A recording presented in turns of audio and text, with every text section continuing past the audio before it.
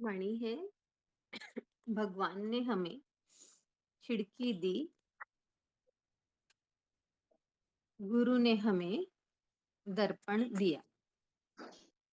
तो भाव वही मिला। भगवान ने हमें खिड़की दी, यानी हमें ये आंखें दी। ये आंखें सारी संसार को देख सकती हैं, खुद को नहीं देख सकती। इसीलिए खिड़की से हम सबको देखते रहे, लेकिन खुद को नहीं देखा कभी।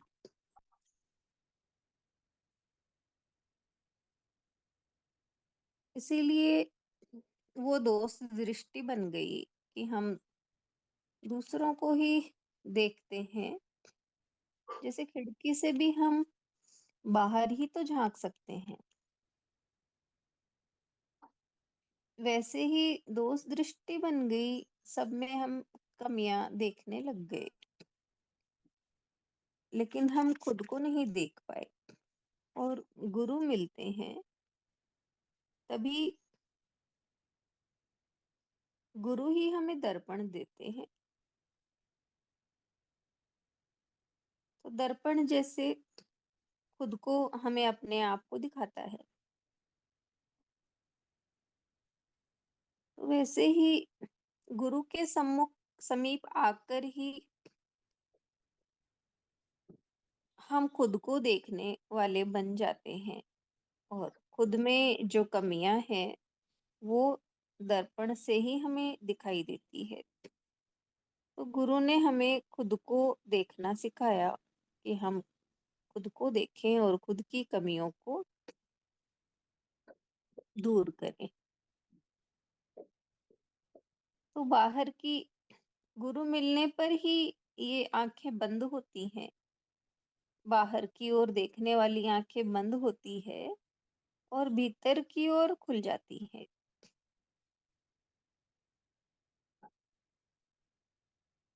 भीतर की ओर खुलती हैं तो हमें अपने आप अपना आपा नजर आने लगता है कि हम कैसे हैं।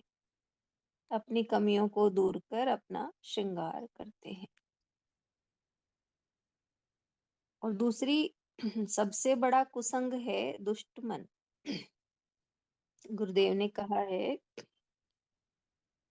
कि तुम्हारा सबसे बड़ा दुश्मन कौन है? कहा सबसे बड़ा दुश्मन दुष्ट मन है,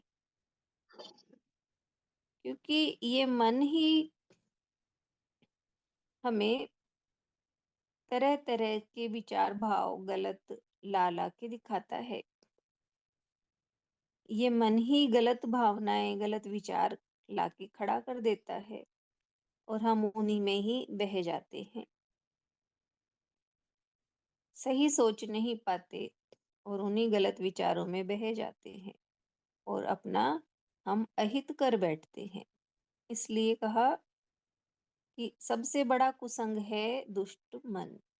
अगर हम उस मन का संग कर लें जो गलत दिखा रहा है, तो ये हमारा सबसे बड़ा कुसंग है।